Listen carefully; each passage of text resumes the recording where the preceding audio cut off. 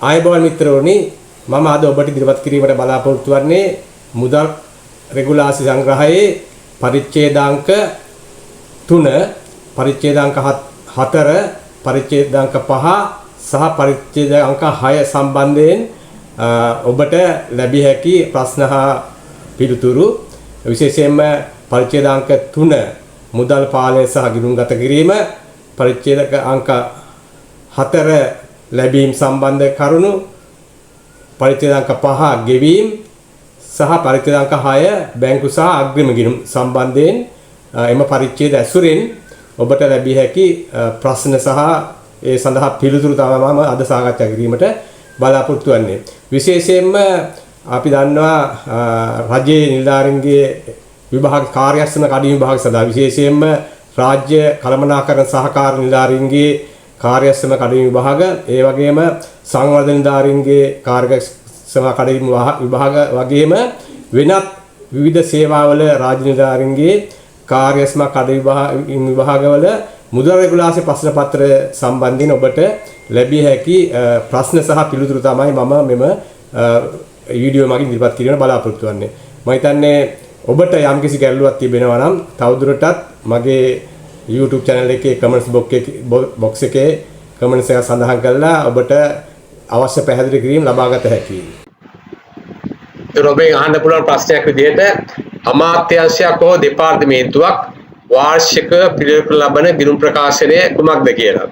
එතකොට අමාත්‍යාංශයක් හෝ දෙපාර්තමේන්තුවක වාර්ෂික පිළිවෙල ලබන ගිණුම් ප්‍රකාශය අපි හඳුන්වනවා විසර්ජන ගිණුම කියලා. ඒකම ඔබෙන් අහන්න පුළුවන් විසර්ජන ගිණුමක සංයුතිය විස්තර කරන්න කියලා. අතන විසර්ජන ගිණුමෙන් කරන්නේ වාර්ෂික අයවැය ඇස්තමේන්තුව මගින් වෙන් කරන ලද ප්‍රතිපාදන සහ ඊට අමතරව මුදල් රෙගුලාසි 66 අතර නැත වීරමෝ ක්‍රියාපටිපාටි යටතේ මාරු කරගෙන තිබෙන ප්‍රතිපාදන සහ පරිපූර්ණක ඇස්තමේන්තුව මගින් සලසා ගන්නා ලද ප්‍රතිපාදන ඒ වර්ෂය තුලදී කෙලෙසද වේදන් වෙලා තියෙන්නේ ඒ නැත්නම් ලැබුණු සුද්ධ ප්‍රතිපාදනය මොකක්ද වේදන් කළ මුළු ප්‍රතිපාදනය මොකක්ද ඒයින් ඉතුරු ප්‍රතිපාදනය හෝ අතිරික්ත ප්‍රතිපාදනය කුමක්ද කියලා ඒ විස්තරාත්මක ඉදිරිපත් කිරීම තමයි විසර්ජන ගිණුමකින් සිදු කරනු ලබන්නේ. එතකොට මේ විසර්ජන ගිණුමක් මූලික වශයෙන්ම වැඩසටහන් දෙක සඳහාම පිළිල කරනවා. ඒ කියන්නේ ඔබ දන්නවා අමාත්‍යාංශයක වැය ශීර්ෂයක් වැඩසටහන් දෙකක් යටතේ ප්‍රතිපාදන වෙන් කරන්නේ.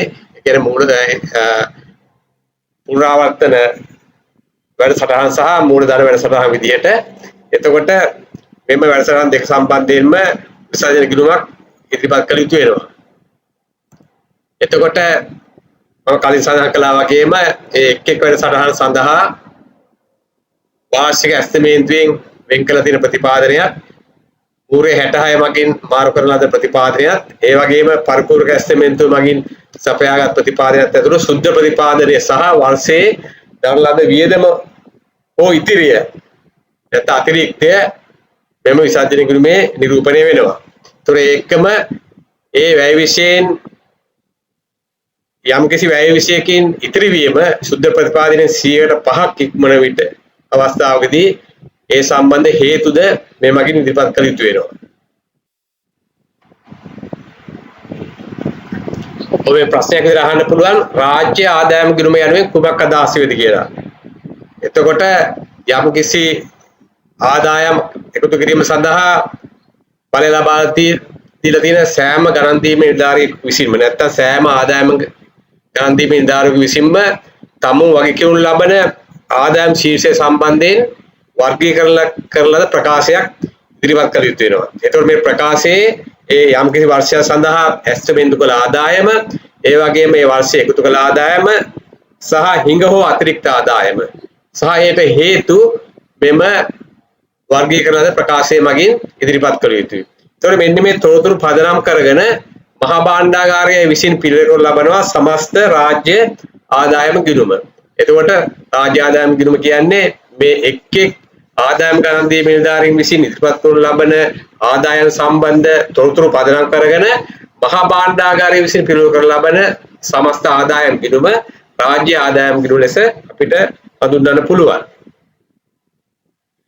ඔබෙන් අහන්න පුළුවන් වාර්ෂික විසර්ජන ගිණුම ඉදිරිපත් කර යුතුවන්නේ කා වෙතද කුමන දිනයට පෙරද කියලා. එතකොට යම් කිසි වර්ෂයක වාර්ෂික විසර්ජන ගිණුම නැත්නම් අවසන් ගිණුම් ප්‍රකාශන ඊළඟ වර්ෂයේ නැත්නම් එළඹෙන වර්ෂයේ මාර්තු 31කට පෙර විගණකාධිපතිවරයා වෙත ඉදිරිපත් කළ යුතු වෙනවා. ඒ සම්බන්ධයෙන් මහා භාණ්ඩාගාරය මගින් වාර්ෂිකව චක්‍රලේඛයක් නිකුත් කරන ලබනවා වාර්ෂික විසර්ජන ගිණුම පිළියෙල කිරීම සම්බන්ධ උපදෙස් ඇතුළත් කරමි. ඔබෙන් අහන්න පුළුවන් ප්‍රශ්නයක් විදිහට විගණනය කරන ලද විසර්ජන ගිණුම විගණකාධිපතිවරයා විසින් ඉදිරිපත් කරනු ලබන්නේ කා වෙතද කියලා. දැන් යම්කිසි අමාත්‍යාංශයක දෙපාර්තමේන්තුවක් තමුන්ගේ වාර්ෂික විසර්ජන ගිණුම පිළියෙල කළා විගණකාධිපතිවරයාට ඉදිරිපත් කිරීම අනතුරුව ඔහු විසින් එම විසර්ජන ගිණුම විගණනයට ලක් කරනවා. එතකොට ඒ විගණන ලක් කළා කිරීමෙන් අනතුරුව ඔහු විසින් ඒ සම්බන්ධ නිරීක්ෂණ ඉදිරිපත් කරනවා. ඒ නිරීක්ෂණ සඳහා පිළිතුරු ලබා දීමෙන් පසු විගණකාධිපතිවරයා විසින් ඒ ගිණුම සහතික කරලා ඒ නිරීක්ෂණ සලකා බලලා නැත්නම් ඉදිරිපත් කරන පිළිතුරු සලකා බලලා විගණකාධිපතිවරයා විසින් ඒ වාර්ෂික ගිණුම සහතික කිරීමක් කරන්න ඕනේ. ඒ සහතික කිරීමෙන් අනතුරුව එම සහතික කරන ලද විසර්ජන ගිණුමේ මුල් පිටපත භාණ්ඩාගාරයේ රාජ්‍ය ගිණුම් දෙපාර්තමේන්තුවට ඉදිරිපත් කිරීම අවශ්‍ය වෙනවා. දෙවන පිටපත ඒ අදාළ වයසිරිසේ අයත් අමාත්‍යාංශයට එහෙම නැත්නම් දෙපාර්තමේන්තුවට එහෙම නැත්නම් දිස්ත්‍රික් ලේකම්වරයා වෙත නැත්නම් අමාත්‍යාංශය ගැන අමාත්‍යාංශ ලේකම්වරයාට දෙපාර්තමේන්තුවක දෙපාර්තමේන්තු ප්‍රධානියාට හෝ දිස්ත්‍රික් ලේකම් කාර්ය සම්බන්ධයෙන් නම් දිස්ත්‍රික් ලේකම්වරයාට විගණකාධිපතිවරයා විසින් ඉදිරිපත් කළ යුතු වෙනවා.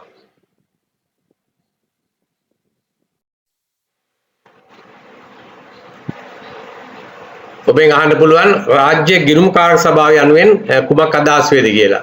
ඒතකොට ඔබ දන්නවා පාර්ලිමේන්තුවේ ස්ථාවර නියෝග 125 අනුව තමයි රාජ්‍ය ගිණුම් කාර්ය සභාව ස්ථාපනය කරලා තියෙන්නේ. ඒතකොට මේ රාජ්‍ය ගිණුම් කාර්ය සභාවයක අවවශයෙන් සමාජිකයන් රාජ්‍ය ගිණුම් සභාවේ සමාජිකයන් සංඛ්‍යාව 12 දෙනෙකු විය යුතු බව තමයි මේ ස්ථාන නියෝග වල සඳහන් වෙලා තියෙන්නේ. ඒ වගේම යම්කිසි අවස්ථාවකදී රාජ්‍ය ගිණුම් කාර්ය සභාව රැස්වීම සඳහා අවම වශයෙන් සමාජිකයන් 4 දෙනෙක් නැත්නම් ඝනපූර්ණය සමාජයන් 4 දෙනෙක් විය යුතුයි.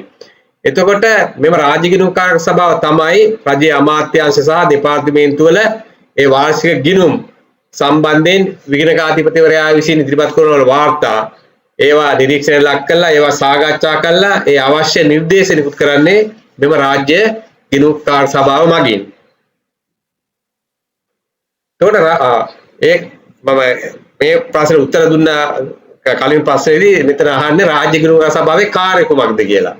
එතකොට රාජ්‍ය ගිණුම් සභාවේ කාර්ය කුමක්ද කියලා ඔබෙන් ගැහුවොත් ඔබට මෙන්න මේ විදිහට උත්තර දෙන්න පුළුවන්. එකක් තමයි පාර්ලිමේන්තුවේ ඉදිරියේ තබන වාර්ෂික ගිණුම් පරීක්ෂාව. ඒ කියන්නේ එක් එක් අමාත්‍යාංශවල දෙපාර්තමේන්තු වල වාර්ෂික ගිණුම් පරීක්ෂාව එක් කාර්යයක් විදිහට අපි දක්වන්න පුළුවන් රාජ්‍ය ගිණුම් සභාවේ. ඒක වගේම තමයි එක් එක් අමාත්‍යාංශ දෙපාර්තමේන්තු සම්බන්ධ ඉදිරිපත් කරන ලබන විගණකාධිපති වාර්තා පරීක්ෂාවට ලක් කිරීම. ඒ වගේම රජයේ ගිණුම් පිළිබඳවත් ඒකම මුදල් කාර්ය පරිපාටිය ක්‍රියාත්මක කරලා තියෙන ආකාරය පිළිබඳවත් ආයතනවල කාර්ය සාධනය සහ කළමනාකරණය පිළිබඳවත් පාර්ලිමේන්තුව වාර්තා කිරීමත් රාජ්‍ය ගිණුම් කාර්ය සභාවේ කාර්යභාරයේ කොටසක් වෙනවා. ඔබෙන් ඇහුවොත් භාණ්ඩාගාර සටහන යනුවෙන් කුමක් අදහසේද කියලා.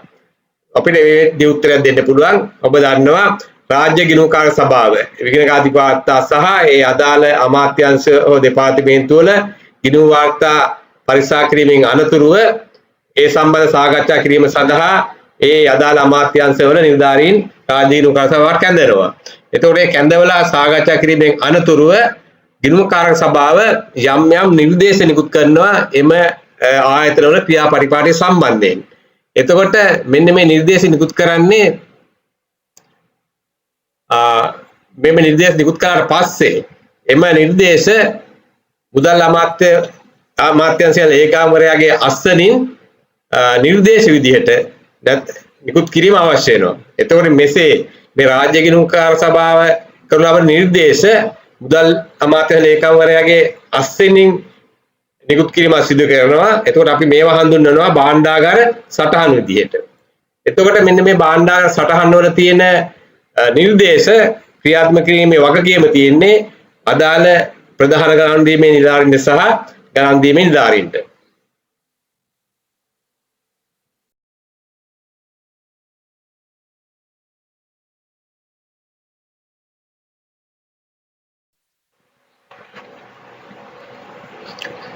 ඔබේ ප්‍රශ්නයක් විදිහට අහන්න පුළුවන් රජයේ ගිණුම් විගණනය සඳහා ඉදිරිපත් කළ යුතු වන්නේ කවුරුන් වෙතද? එතකොට රජයේ ගිණුම් විගණනය සඳහා, ඒ කියන්නේ අමාත්‍යාංශවල දෙපාර්තමේන්තුවල සංස්ථාවල සියලුම රජයේ ගිණුම් විගණනය සඳහා ඉදිරිපත් කළ යුතු වන්නේ ආණ්ඩුක්‍රම ව්‍යවස්ථාව අනුව විගණකාධිපතිවරයාට. ඒක සමහර අවස්ථාවලදී ඒ රාජ්‍ය සංස්ථා, රාජ්‍ය සමාගම් වැනි ආයතනවල ගිණුම්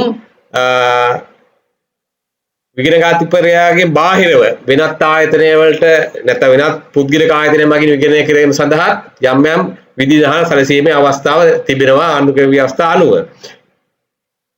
එතකොට ඔබෙන් ඇහුවොත් විගණකාධිපතිවරයාගේ කාර්යයන් දක්වන්න කියලා. එතකොට විගණකාධිපති කාර්ය රාශියක් තියෙනවා. එතකොට අපි බලමු මොනවද ඒ කාර්යයන් කියලා.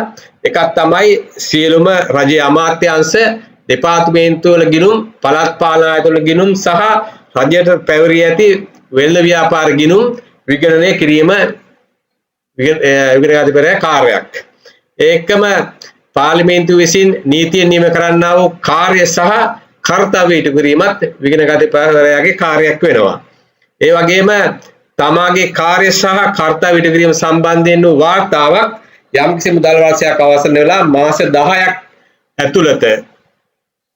ඇතුළත අවශ්‍ය හැඟෙන ඕනෑම මාසයේ මාස 10ක් ගත වෙන පෙර නැත්නම් මාස 10ක් ඇතුළත පාර්ලිමේන්තුවට ඉදිරිපත් කිරීම අවශ්‍ය වෙනවා. ඒ වගේම ඔබෙන් අහන්න පුළුවන් ප්‍රශ්නයක් විදිහට චෙක්පත් මුදල් ඇනුම් ලේඛනය අනුව කුමක් අදහස් වේද? ඔබ දන්නවා යම්කිසි ආයතනයකට දෙපාර්තමේන්තුවක අමාත්‍යාංශයකට මුදල් ලැබෙනවා. එතකොට ඒකම ලැබෙනවා චෙක්පත් ලැබෙනවා. මුදල් ඇනුම් ඒ වගේම මුද්‍ර ලැබෙන්න පුළුවන්. එතකොට ඒ වගේ ඒ ලැබෙන මුදල් කෙලින්ම ස්ටොප් කවුන්ටරයට ලැබෙන මුදල් හැර වෙනත් ආකාරයක, ඒ කියන්නේ තැපෑලෙන් ලැබෙන අවස්ථාවකදී ඒ ලැබෙන චෙක්පත් මුදල් ඇනුම් සම්බන්ධ විස්තර සටහන් කරමින් ලේඛනගත කරමින් තබා ගන්නා ලේඛනය හඳුන්වනවා චෙක්පත් මුදල් ඇනුම් ලේඛනය කියලා. එහි ආකෘතිය වන්නේ GAM 83. එතකොට මෙන්න මේ මුදල් චෙක්පත් මුදල් ඇනුම් ලේඛනය අනිවාර්යයෙන්ම මාණ්ඩ නිලධාරියෙකු විසින් නඩත්තු කළ නැත්නම් ඔහුගේ අධීක්ෂණය යටතේ නඩත්තු විය යුතු වෙනවා.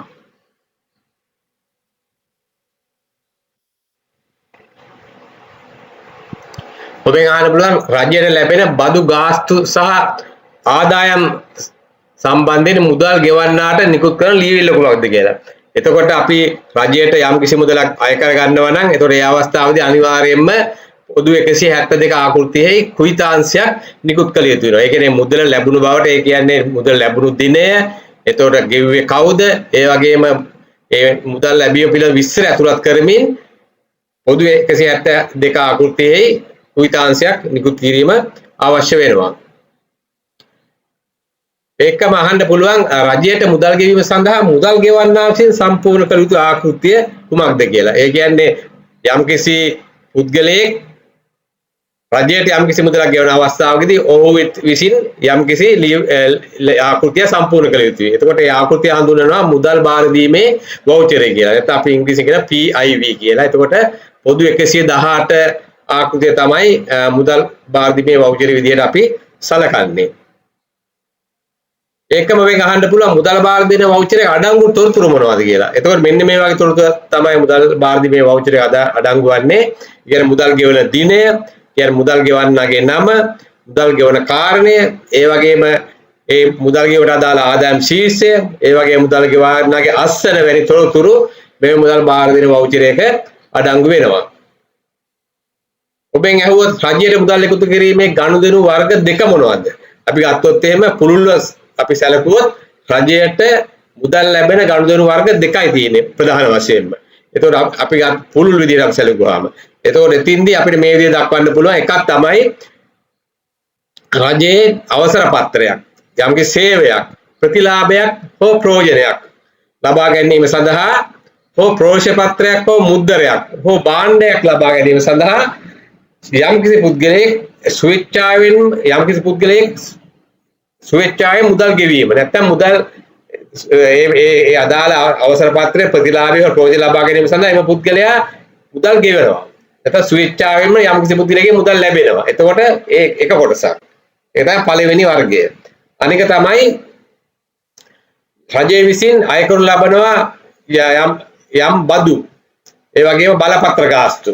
එතකොට මෙන්න මේ අය කරන මෙලෙස අය කරන අය බදු වෙනුවෙන් අපි ගත්තොත් එහෙම පළාත් පාලන වරි පනම් බදු, ඒ වගේම ආදායම් බදු, එතකොට සුරා බදු, ඒ වගේ යම්කිසි අය බදු අය කිරීමක්. එහෙම නැත්නම් යම්කිසි බලපත්‍රයක් සඳහා මුදල් අය කරනවා. එතකොට ප්‍රධාන වශයෙන් කොටස් දෙකයි. එකක් තමයි ස්වේච්ඡාවෙන්ම පුද්ගලයෙක් මේ මුදල් ගෙවලා රජයට අර විදිහට යම්කිසි අවසර පත්‍රයක්, ප්‍රතිලාභයක්, ප්‍රයෝජනයක් හෝ එහෙම භාණ්ඩ ලබා ගන්නවා. එහෙම නැත්නම් රජය විසින් පනවන ලබන බදු, ඒක අනිවාර්යයෙන්ම ගෙවිය යුතු බදු. ඒ යම්කිසි කාරණයක් සඳහා. එතකොට ඒ සඳහා මුදල් අය කරනවා. එතකොට ප්‍රධාන වශයෙන් අර පුළුල් අපි සලකා බැලුවාම රජය එකතු කරන මුදල් මේ වගේ ප්‍රධාන වර්ග දෙකකට බෙදන්න පුළුවන්.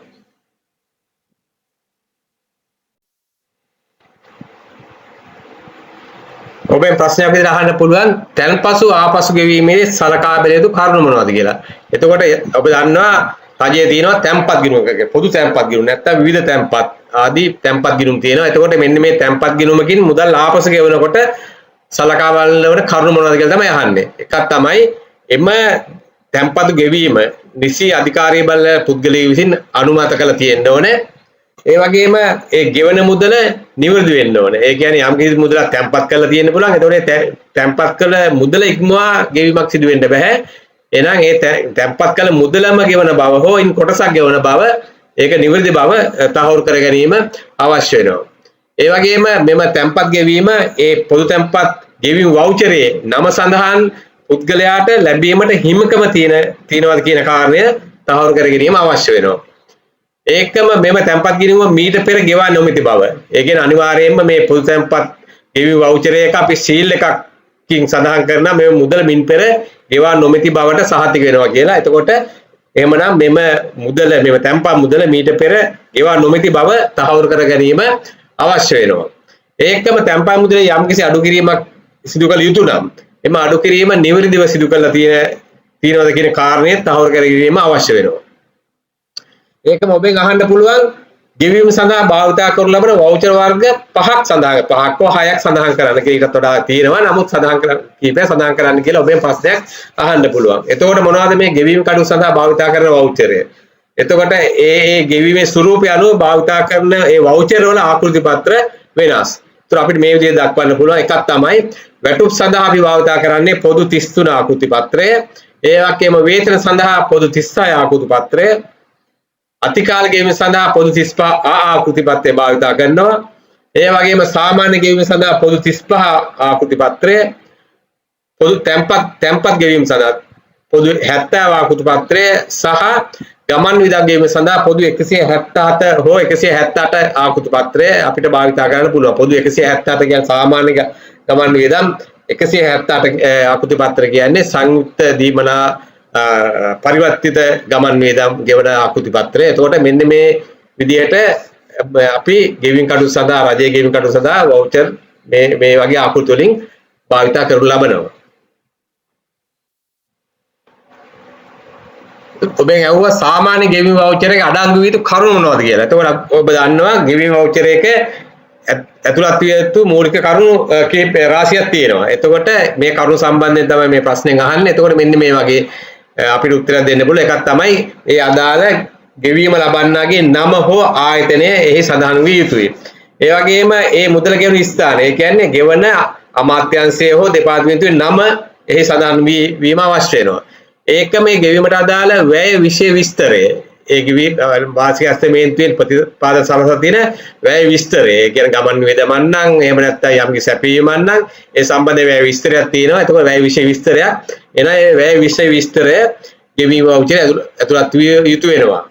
ඒකම ගෙවන දිනය ගෙවන කාරණය ගෙවන මුදල ඉලක්කමෙන් ඇතුළත් කළ යුතු වෙනවා. ඒකම ගෙවන මුදල අකුරෙන් සඳහන් කළ යුතු වෙනවා. ඒ වගේම මේ වවුචර් පිළියෙල කළ අයගේ සහ පරීක්ෂා කළ අයගේ නම් සහ අත්සන් ගෙවීමට ඇති අධිකාරී බලය ඒ වගේම ගෙවීමට අදාළ ලිපිගුණ අංක යන ආදී විස්තර මේ සාමාන්‍ය ගෙවීම වවුචර් එක අඩංගු වූ යුතු කරුණු විදිහට අපිට දක්වන්න පුළුවන්. ඔබෙන් අහන්න පුළුවන් ඒ වගේම යම් ගෙවීම සිදු කිරීමට පෙර සලකා බැලිය යුතු කරුණු මොනවාද? ඒතකොට මෙන්න මේ කරුණු අපි සලකා බැලිය යුතු යම් කිසි ගෙවීමක් කිරීමට පෙර ඒ මොනවාද? යම් කිසි ගෙවීම සඳහා නිසි අධිකාරිය නිසි නැත්නම් බලය දීම අනුමැතිය සහතික කිරීම නිසි පරිදි ලැබිලා තියෙනවද කියලා අපි තහවුරු කරගත යුතු වෙනවා. ඒ වගේම ඒ ගෙවීම ලැබීමට වවුචරේ සඳහන් පුද්ගලයාගේ නම නිවැරදිද? ඒකම ගෙවීමට අදාළ මුදල සම්බන්ධයෙන් යම්කිසි රේට් අනුව ගෙවනවා නම් ඒ කියන්නේ යම්කිසි ඒකකට අදාළ මිල සහ ඒ ප්‍රමාණය අනුව ඒ ගෙවන මුළු මුදල නිවැරදිද කියලා අපි තහවුරු කරගත යුතු වෙනවා. ඒකම වවුචරේ සඳහන් වෙලා තියෙන වැය ශීර්ෂයේ අදාළ ගෙවීමට අදාළ ඒ ගෙවීමට අදාළ ඒ සේවය හෝ නැත්නම් භාණ්ඩ සැපීම අනුව ඒ අදාළ වැය විෂය විස්තරය නිවැරදිද කියන එකත් අපි සලකා බැලීම අවශ්‍ය වෙනවා ගෙවීමට පෙර. ඒකම වවුචරේ පිළියෙල කළ සහ පරීක්ෂා කළ නිලධාරීන් එය නිවැරදි බවට සෑහීමට අතර අත්සන් කළ තිබෙනවද? ඒ වගේම ඒ වවුචරේ සම්බන්ධයෙන් යම්කිසි භාණ්ඩ සැපීමක් නම් ඒ සම්බන්ධ තොග සහතික ඒ වගේම යම්කිසි අලුත් වැඩියාවක් නම් ඒ සම්බන්ධ ඉංජිනේරු හෝ කාර්ය නිලධාරීන්ගේ සහතික ඒ වවුචරේ සමග ඉදිරිපත් කිරීමත් අවශ්‍ය වෙනවා. ඒකම යම්කිසි ඉදිකිරීමක් යම්කිසි වැඩිදුර කිරීමක් සම්බන්ධයෙන් නම් ඒ සම්බන්ධ මිනුම් වාර්තා ඒ වගේම යම්කිසි භාණ්ඩ සැපීම සම්බන්ධ ඉන්වොයිස් වැනි ලේඛන මෙම වවුචරේ සමග ඉදිරිපත් කර තියෙනවද? ඒකම යම්කිසි අඩු කිරීමක් කියන්නේ යම්කිසි වට්ටමක් දීලා තියෙනවා ඒ වට්ටම නිවැරදිව අඩු කරලා තියෙනවද? නැත්නම් යම්කිසි දණ්ඩනයක් සඳහා යම්කිසි මුදලක් අඩු කළ යුතු නම් ඒ මුදල නිවැරදිව අඩු කරලා තියෙනවා යනාදී කරුණු යම්කිසි ගෙවීමක් සිදු කිරීමට පෙර සලකා බැලිය යුතු කරුණු ලෙස අපිට දක්වන්න පුළුවන්. ඔබෙන් අහන්න පුළුවන් වැටුප් ගෙවීමේදී 40% සීමාවට ගණන් නොගෙන ව්‍යවස්ථාපිත අඩු කිරීම මොනවද කියලා. ඒ කියන්නේ අපි යම්කිසි පුද්ගලයෙක්ගෙන් අඩු කළ හැකි සීමාව 40% සීමාව ඉක්මවන්න බෑ කියලා තමයි සාමාන්‍ය தত্ত্বය. නමුත් ඒ 40% සීමාව ගණන් බලනකොට ගණන් නොගෙනෙන අඩු කිරීම වර්ග කිහිපයක් තියෙනවා. ඒතකොට මේ අඩු කිරීම වර්ග කිහිපය කොටස් දෙකකට බෙදන්න පුළුවන්. 40% සීමාවට ගණන් නොගෙනෙන ව්‍යවස්ථාපිත අඩු කිරීම සහ 40% සීමාවට ගණන් නොගෙනෙන ව්‍යවස්ථාපිත නොවන අඩු කිරීම විදියට. ඒතකොට අපි බලමු වැටුප් ගෙවීමේදී 40% සීමාවට ගණන් නොගෙනෙන ව්‍යවස්ථාපිත අඩු කිරීම මොනවද කියලා. ඒතකොට මෙන්න මේවා තමයි 40% සීමාවට ගණන් නොගෙනෙන. නැත්නම් 40% සීමාව ගණන් බැලීමේදී අපි සලකා නොබැලන නැත්නම් අත්හරින අඩු කිරීම විදියට සලකන්න පුළුවන්. එකක් තමයි ඔබෙන් අය වෙන වැන්දපු සහ අනත්දරු අරමුදලට අය කරන අවකරණ අපි මෙතින්දී සලකා බලන්නේ නැහැ. ඒ වගේම රාජ්‍ය සේවා අර්ථ සාධක අරමුදල කරලා ලබන අඩු කිරීම 40% සීමාවට අපි ගණන් ගන්නෙ නැහැ. ඒකම ආදායම් බදු අඩු කිරීම සහ රාජ්‍ය සේවා අර්ථ සාධක අරමුදලේ අනිවාර්ය දායක මුදල් වෙනුවට අය කරන ජීවන රක්ෂණ ඔප්පු වාරික මුදල්. ඒත් අපි ඒවා කියනවා 40% සීමාවට ගණන් නොගෙනද ව්‍යවස්ථාපිත අඩු කිරීම. එහෙම නැත්නම් අපි කිව්වොත් එහෙම 40% සීමාව ගණන් බලනකොට අපි සැලකිල්ලට නොගන්නා ව්‍යවස්ථාපිත අඩු කිරීම. අනික තමයි වැටුප් ගෙවීමේ 40% සීමාවට ගණන් නොගෙනෙන ව්‍යවස්ථාපිත නොවන අඩු කිරීම මොනවද? කලින් සඳහන් කරේ ව්‍යවස්ථාපිත ගණන් නොගෙන ව්‍යවස්ථාපිත අඩු කිරීම මේ කොටස සාකච්ඡා කරන්නේ ගණන් නොගෙන ව්‍යවස්ථාපිත නොවන අඩු කිරීම. එතකොට මොනවද ව්‍යවස්ථාපිත නොවන අඩු කිරීම? මෙතන කොටස් දෙකක්. එතකොට මෙන්න මේවා අපි ගණන් ගන්න නැහැ. 40% සීමාව ගණන් බලනකොට ඒවා සලකන්නේ ව්‍යවස්ථාපිත නොවන අඩු කිරීම විදියට. මොනවද?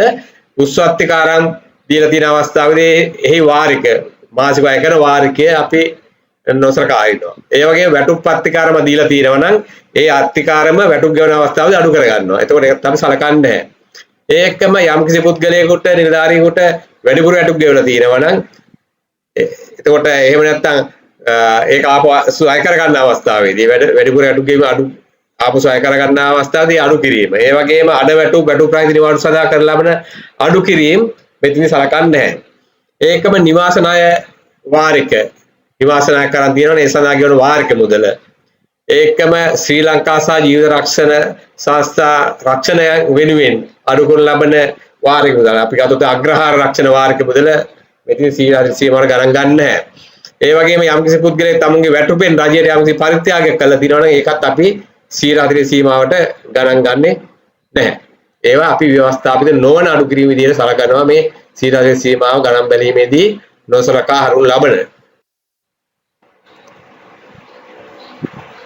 ඔබෙන් අහන්න පුළුවන් රජයේ කාර්යාලයක ආරක්ෂක පෙට්ටි වල නැතහොත් සේෆ් වල තැන්පත් කර තබා ගත යුතු ද්‍රව්‍ය මොනවද කියලා.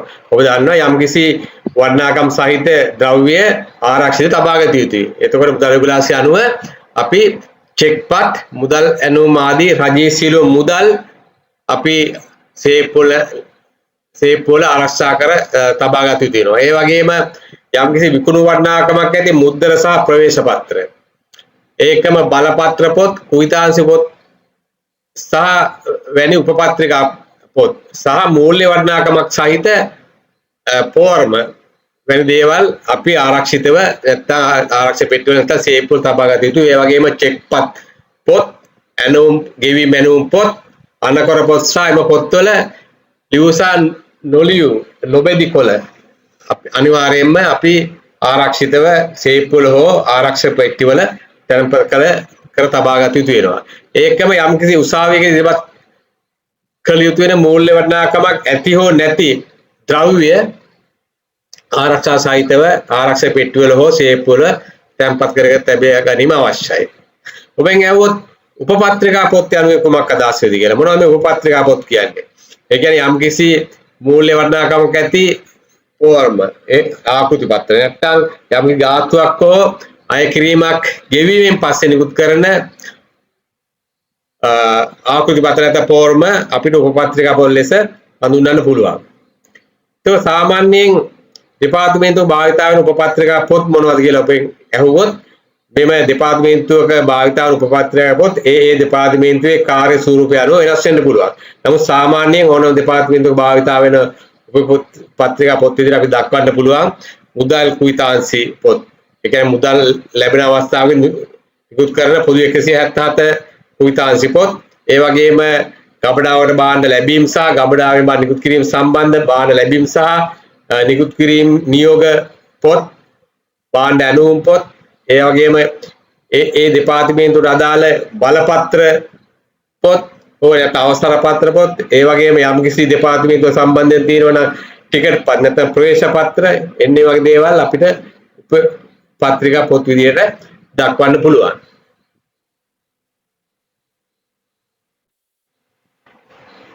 ඔබෙන් අහුවොත් උපපත්‍රිකා පොත් ලේඛනය යන කුමක් අදහස් වෙද කියලා. ඔබ දන්නවා මේ ආයතනයට ලැබෙන උපපත්‍රිකා පොත් සහ ඒ ආයතන නිකුත් කරන උපපත්‍රිකා පොත් පිළිබඳ සියලු තොරතුරු යම්කිසි ලේඛනයක සටහන් කළ යුතු වෙනවා. මෙලෙස සටහන් කළ ලේඛනය අපි හඳුන්වන උපපත්‍රිකා පොත් ලේඛනය කියලා. එතකොට ඒ සඳහා භාවිතා කරන ආකෘතිය තමයි GAN 20 කියන ආකෘතිය. එතකොට මේ ආකෘතිය අනුව උපපත්‍රිකා පොත් ලේඛනයක් පවත්වා ගත යුතුයි. ඒ වගේම ඒ උපපත්‍රිකා පොත් වර්ග අනුව පිටු වෙන් කරමින් මෙම ලේඛනය පවත්වාගෙන යාම අවශ්‍ය වෙනවා. එතකොට එක් වර්ගයේ උපපොත් පත්‍රිකා පොත් සම්බන්ධයෙන් කොච්චර ලැබුණාද, කොච්චර නිකුත් කළාද, දැනට කොච්චර ශේෂයක් තියෙනවද කියලා මෙය ශේෂ කරමින් පවත්වාගත යුතු ලේඛනයක් වෙනවා. ඒතකොට ඕනම අවස්ථාවකදී විගණනයේදී පරීක්ෂා කරන අවස්ථාවේදී නැත්නම් ආයතනයේ මාන නිලධාරිය පරීක්ෂා කරන අවස්ථාවේදී ඒ උපපත්‍රිකා පොත් ලේඛනයේ ශේෂය සහ භෞතික ශේෂය සංසන්දනය කරලා යම් කිසි වෙනසක් තියෙනවද නැද්ද කියන එක අනාවරණය කර ගැනීමට අවස්ථාව තිබෙනවා. ඒතකොට ඔබෙන් අහන්න පුළුවන් භාවිතා කර අවසන් වූ උපපත්‍රිකා පොත් සම්බන්ධයෙන් කටයුතු කළ යුතු ආකාරය කුමක්ද කියලා.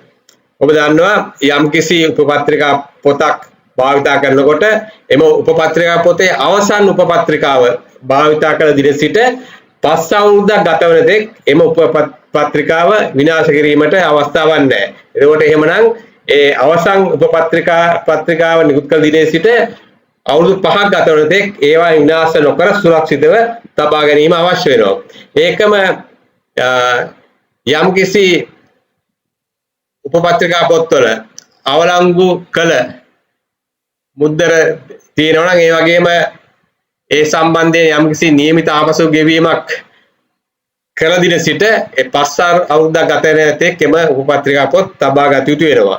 ඒකම යම්කිසි උපපත්‍රිකා පොතක් හෝ උපපත්‍රිකාවක් යම්කිසි විමර්ශනයකට සම්බන්ධ නම් එතකොට ඒ වගේ අවස්ථාවලදී ඒ විමර්ශනයේ අවසන් වෙන තෙක් එම උපපත්‍රිකා පොත් විනාශ නොකර සුරක්ෂිත තබා ගැනීම සිදු කළ යුතු වෙනවා. ඒකම යම්කිසි ප්‍රාදේශීය කාර්යාලයක භාවිතා කරන උපපත්‍රිකා පොත් භාවිතා කිරීමෙන් අනතුරුව ඒ විනාශ කිරීම නැත්නම් ඒ සම්බන්ධ කටයුතු කිරීමට ඒ අදාළ ප්‍රාදේශීය කාර්යාලය බලය පවරලා නැත්නම් එම උපපත්‍රිකා පොත් භාවිතා කරන ලද උපපත්‍රිකා පොත් වල පිළිපත් ඒවා නැවත ප්‍රධාන කාර්යාලයට එවිය යුතු වෙනවා. ඒකම මේ උපපත්‍රිකා පොත් විනාශ කළ යුත්තේ ඒ සඳහා බලයලා නිලධාරීන් විසින් පමණයි. එතකොට මේ බලයලා නිලධාරීන් විසින් එම උපපත්‍රිකා පොත් විනාශ කිරීමට එක්ක මණ්ඩලයක් පත් කළා. ඒ මණ්ඩලයේ නිර්දේශ අනුව හෝ ඒ ලබා දෙන නිර්දේශ අනුව මෙම උපපත්‍රිකා පොත් විනාශ කිරීම අවශ්‍ය වෙනවා. එතකොට මෙම උපපත්‍රිකා පොත් විනාශ කිරීමෙන් අනතුරුව එය උපපත්‍රිකා පොත් ලේඛනය ඉවත් කළ යුතු වෙනවා. ඒ කියන්නේ උපපත්‍රිකා පොත් විනාශ කිරීම සඳහා යම්කිසි බලයක් ලබා දුන්නා නම් ඒ බල අංකය සඳහන් කරමින් ඒ උපපත්‍රිකා පොත් ලේඛනයේ ඒ අදාළ උපපත්‍රිකා පොත් අංකය ඉදිරියෙන් එම බලය සඳහන් කරමින් එම පොත් උපපත්‍රිකා පොත් ලේඛනයෙන් ඉවත් කිරීම සිදු කරන්න පුළුවන්.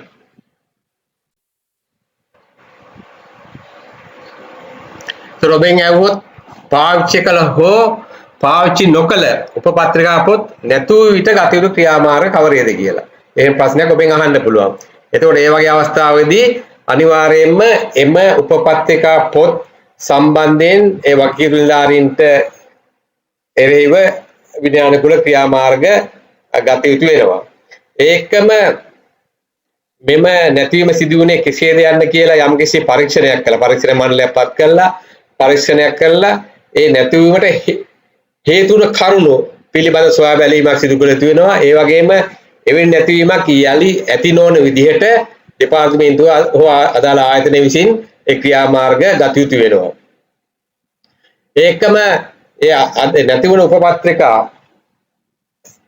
භාවිතා කරන යම්කිසි ගාස්තුවක් අය කිරීම සඳහා නම් එතකොට එතින් ඒ වගේ කියන්නේ මුදල්මය වටිනාකමක් තියෙනවා නම් ඒ උපපත්‍රිකාවල එතකොට ඒ නැතුණු උපපත්‍රිකා සලකන්න ඕනේ අලාභයක් විදියට. අලාභයක් විදියට සලකලා ඒ අලාභයක් සම්බන්ධයෙන් කටයුතු කරන ආකාරයෙන් මුදල් රෙගුලාසිය අනුව කටයුතු කිරීම අවශ්‍ය වෙනවා.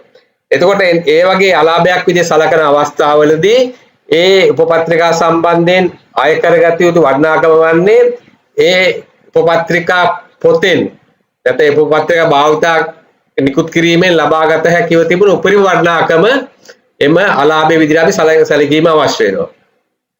ඒ වගේම ගාස්තුවක් අය නොකර නිකුත් කරන උපපත්‍රිකා සම්බන්ධ වෙන විට ඒ සම්බන්ධයෙන් විය හැකි අලාභය පිළිබඳව යම්කිසි පරීක්ෂණයක් පවත්වලා ඒ වටිනාකම අනාවරණය කරගත යුතු වෙනවා. එතකොට එන්නේ අනාවරණය කරගන්නා වටිනාකම තමයි අලාභයේ විදිහට අය කරන්න ඕනේ. දැන් සාමාන්‍ය අපි ගත්තොත් එහෙම යම්කිසි බලපත්‍ර ගාස්තුවක් ඒ අය කළා නිකුත් කරන බලපත්‍රයක් සම්බන්ධ වෙන විට අපි දන්නවා බලපත්‍රයක අය කර යුතු යම්කිසි වටිනාකමක් තියෙනවා. එතකොට ඒ වගේ අවස්ථාවලදී අපි රුපියල් 100 නම් ඒ පොතේ තියෙන්නේ උපපත්‍රික 50 නම් එතකොට උපරිම ඒ පොතෙන් අය කරගන්න පුළුවන් මුදල වෙන්නේ රුපියල් 5000ක වගේ මුදල් ප්‍රමාණයක්. එතකොට මේ විදිහට අපි වටිනාකම තීරණය කරන්න ඕනේ අර වටිනාකමක් අය කරන උපපත්‍රිකා සම්බන්ධයෙන්.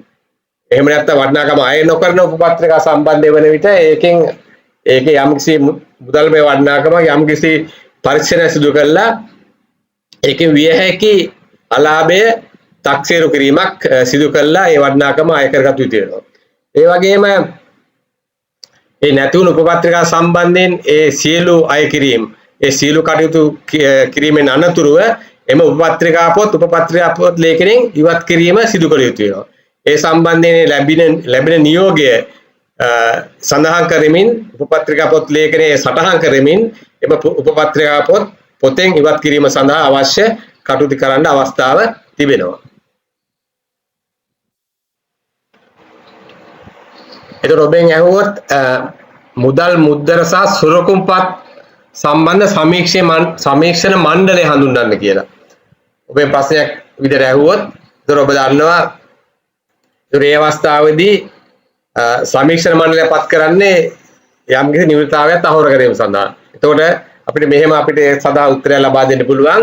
සෑම වර්ෂයක් අවසානයේදීම භාණ්ඩාගාරයේ නියෝජ්‍ය ලේකම් භාරයේ තිබෙන මුදල් ඒ වගේම බැංකු ශේෂ සුරකුම්පත් සම්බන්ධයෙන් හරි වැරදි බැලීම සඳහා එක් සමීක්ෂණ මණ්ඩලයකුත් ඒ වගේම දේශීය ආදායම් කොමසාරිස් භාරයේ ඇති මුද්දර හරි වැරදි බැලීම සඳහා තවත් සමීක්ෂණ මණ්ඩලයක ලෙස සමීක්ෂණ මණ්ඩල දෙකක් පත් කළ යුතු වෙනවා. ඒතකොට මේ සමීක්ෂණ මණ්ඩල දෙක පත් කරන්න ඕනේ සෑම වර්ෂයකම දෙසැම්බර් 15 දිනට පෙර භාණ්ඩාගාරයේ නියෝජ්‍ය ලේකම්වරයා විසින්.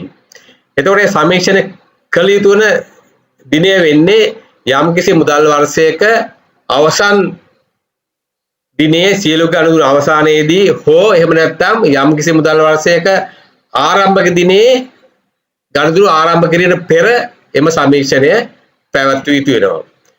එතකොට ඒ සඳහා ආකෘති පත්‍ර දෙකක් තිබෙනවා. ඒ තමයි 117 සහ T117 සහ 133 කියන ආකෘති පත්‍ර මේ සඳහා භාවිතා කිරීම අවශ්‍ය වෙනවා. ඒක ඔබෙන් ඇහුවොත් මුදල් මුද්දර සහ සුරකුම්පත් සම්බන්ධ සමීක්ෂණ මණ්ඩලයේ කාර්යභාරය කුමක්ද කියලා. එතකොට මොකද කාර්යභාරය වෙන්නේ? අතර කාර්යභාරය වෙන්නේ මුදල් මුද්දර සහ සුරකුම්පත් වල නිවෘත්තතාවය තහවුරු කර ගැනීම තමයි කාර්යභාරය වෙන්නේ. ඒතකොට අපිට ඒකට උත්තරයක් විදිහට මේ විදිහට උත්තර දෙන්න පුළුවන්. එතකොට භාණ්ඩාගාරයේ සුරක්ෂිතාගාරය හෝ සහ සරප් වෙත තියෙන සියලුම මුදල් ගණනය කිරීමත් ඒ වගේම තිබෙන සුරකුම්පත්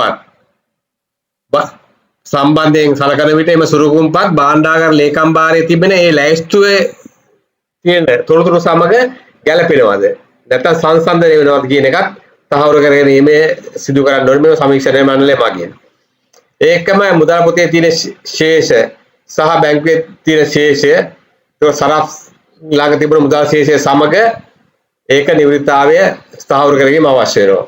ඒකම මුද්දර ශේෂ සම්බන්ධයෙන් සලකුවාම මුද්දර ලේඛනය එහෙම නැත්නම් මුද්දර පොතේ සඳහන් ශේෂ සමග ඒ භෞතික ශේෂයන් සංසන්දනය කිරීම අවශ්‍ය වෙනවා. එතකොට මෙන්න මේ කටයුතු මුදල් මුද්දර සහ සුරකුම්පත් සම්බන්ධ සමීක්ෂණ මණ්ඩලයක් විසින් සිදු කළ යුතු වෙනවා. ඒ වගේම එම සමීක්ෂණය කිරීමෙන් අනතුරුව එම සමීක්ෂණ වාර්තාව ඒ සමීක්ෂණ මණ්ඩලයේ සියලුම සමාජිකයන් විසින් අත්සන් කළා විගණකාධිපතිවරයා වෙත යවිය යුතු වෙනවා. ඒ තමයි මෙම සමීක්ෂණ මණ්ඩලයේ කාර්යභාරය වන්නේ. ඉතින් මිත්‍රයනි මම හිතනවා ඔබ හොඳින් මෙම කරුණු අධ්‍යයනය කළොත් ඔබට මම කියන්නේ සාර්ථකව ඔබේ කාර්යක්ෂමතා කඩින විභාගවල මුදල් රෙගුලාසි ප්‍රශ්න පත්‍රය සඳහා සාර්ථකව පිළිතුරු ලිවීමට ඔබට හැකියාව ලැබෙයි කියලා මම හිතනවා. මගේ ප්‍රාර්ථනාවත් ඒකයි. ඉතින් ඔබට තවදුරටත් මෙවැනි වීඩියෝ ඉදිරිපත් කරන්න මම බලාපොරොත්තු වෙනවා. මම ඊටමත් කරුණාවිල්ලා සිටිනවා මගේ YouTube channel එක හීමාමා YouTube channel එක subscribe කරන ලෙස. ආයුබෝවන්.